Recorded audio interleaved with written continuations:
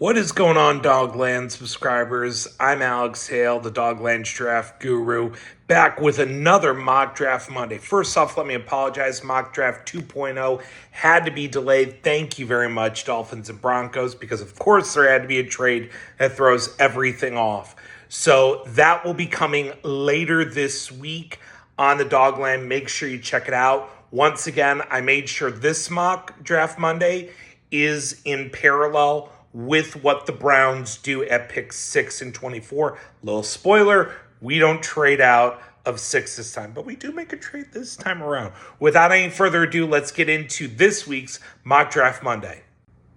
At number 6, the Browns take Ohio State's Carnell Tate. Here's what I'm thinking this time around, and this is disclaimer for every Mock Draft Monday. It's not going to be the same thing every week. We're going to try to give you a scenario every week. With the way the Browns have acted in free agency, it really is clear that the Browns are targeting a wide receiver early. Is it 6? Is it 24? Is it 39? We don't really know. But at number 6, we take Tate, who is by far the wide receiver one this draft. Watch him on tape. He is a smooth route runner, following in the steps of so many Ohio State Buckeyes of the past. He glides downfield. He is a big, deep threat guy that the Browns haven't had in years. I think there will be tackles later in the first round. There will not be wide receivers by the time they pick at 24. I think 5 go by the time the Browns pick at 24, so they take Tate here. At number 24, the Browns take Clemson's Blake Miller. The Strongsville native finally gets to come home and play for the Browns. Now, a lot of people might be thinking, Alex, he played on the right side at Clemson. How does he project to the left? Well, he's got that 34-inch wingspan that arm length that we're looking for here. So 34-inch arm length is the minimum of what we need for a left tackle. He has that. His athletic score, very high. He tested very well at the combine. Funny enough, guys, if you look at Mock Draftable online, the player his athletic comp is comparable to is his idol, Joe Thomas. I'm not saying he's Joe Thomas. The pass blocking is inconsistent. There are some concerns there, but he's tough. He's durable. It's something to build on.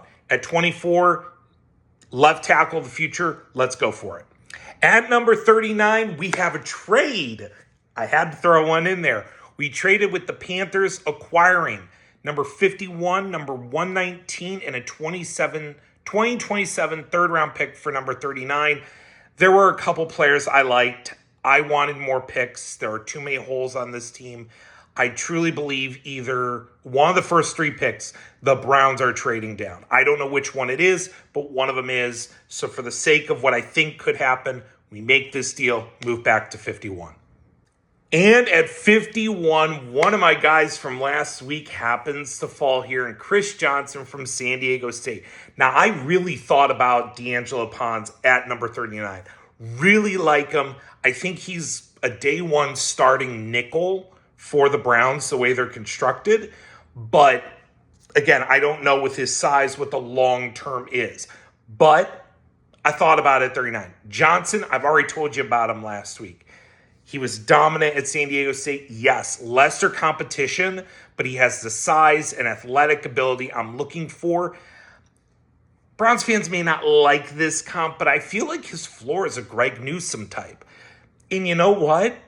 After losing Greg Newsome last year, when he looked pretty good to begin the year before he got traded to Jacksonville and just got lost and now is in New York, that's not a bad comp. I'd take another one. So yeah, let's go get Chris Johnson. At number 70, the Browns select Connor Lew out of Auburn, the center. Now, the Browns have a short-term answer, it seems, in Elton Jenkins. However, they don't have a long-term answer. Connor Lew, before his ACL tear last year, was probably a second-round pick that was going to be in consideration at 39. So to get him at 70 here, I'm really happy. Even though I'm looking at Sam Hecht and Jake Slaughter here, who are healthy and are guys that could help right away. Connor Lew was the best center in this class before his injury. So I do think his IQ and physicality as a blocker is going to make him an impact starter right away for the Browns when he is healthy. So, and with Elgton Jenkins, you can be patient with him. So it's a good situation for everybody. At 107, the Browns take Baylor's Michael Trigg, the tight end. Now, after the first 2 days, I feel pretty good. We filled most of the holes in a roster. Safety is a little bit of a concern, but Trigg is here at 107. Got to take him. The long, athletic tight end out of Baylor, which he has elite hand size, elite arm length for the he has everything in terms of length you are looking for in a tight end to make him special, and his athletic ability is great too. Browns fans, you're going to call me a little crazy. Kind of reminds me of David Njoku a little bit. And with that size and his arm length and everything, I think he can be a better blocker with the right coaching around him. So a little bit of a project, but a guy who's receiving tight end, which is something the Browns are targeting in this draft here at 107. I think he can develop with Fannett and create a real dominant duo in this offense.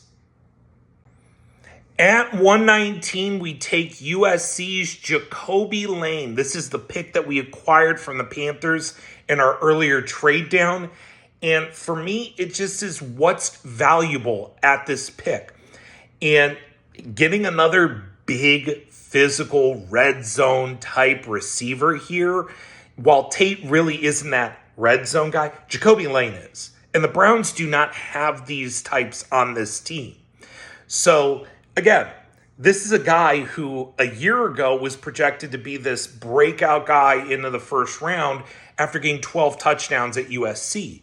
This is a red zone threat. At the very least, he's a red zone receiver.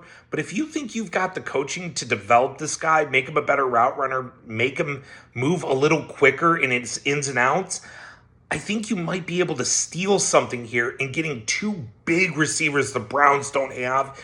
This is something the Browns just need to address in this draft.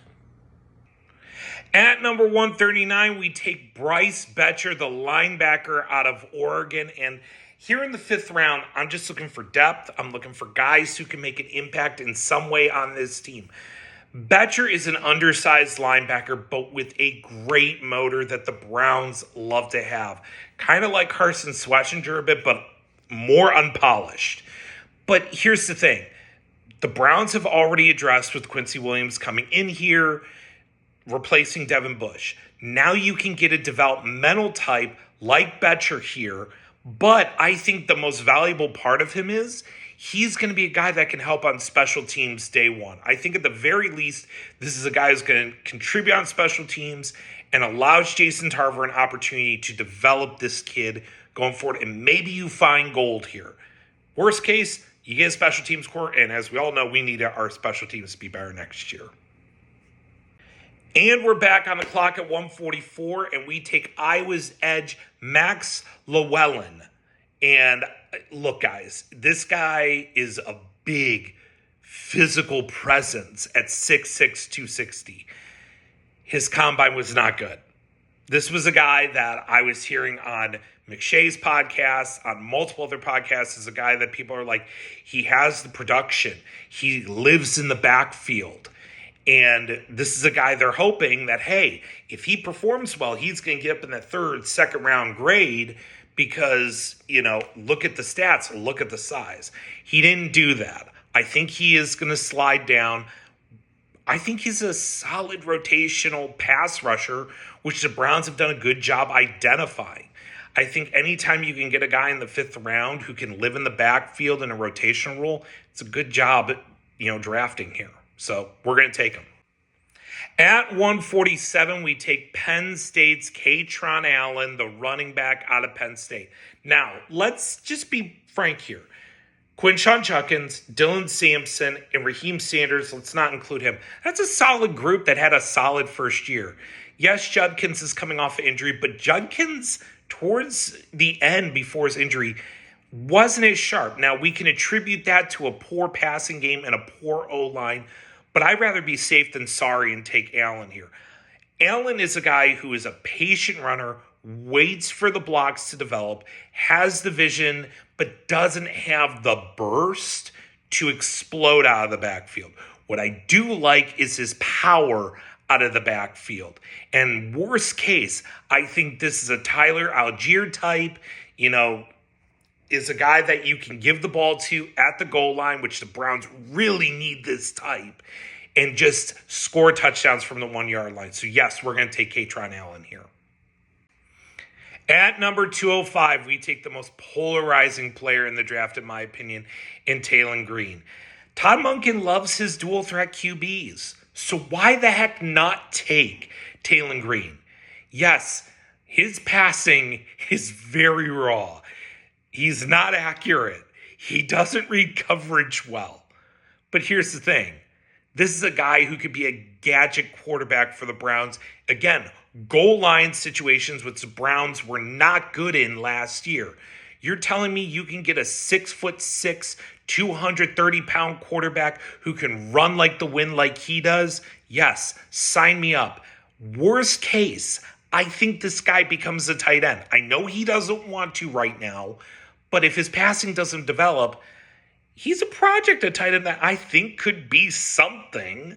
But right now, Browns just need playmakers. He's just a playmaker. So I'm going to take him at 205. And lastly, at 248, we're going to take Micah Morris, who, if you have not seen his RAS score, is ridiculous. I don't think he even makes it here realistically now. But to get a guard at 248 who is testing as well as he does, who has experience at right and left guard at Georgia, no less, you got to take him. The biggest problem is his weight and just keeping it there.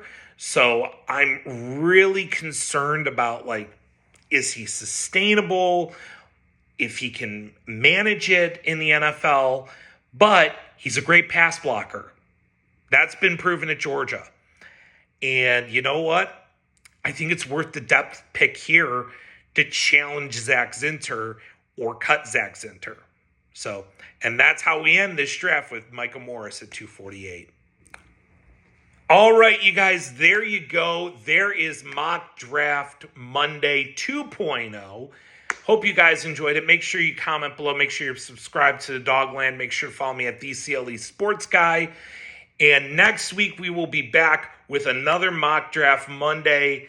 Can't guarantee it's going to stay the same because as we get closer to the draft, everything changes every week. So we'll see you next week for Mock Draft Monday. Go Browns.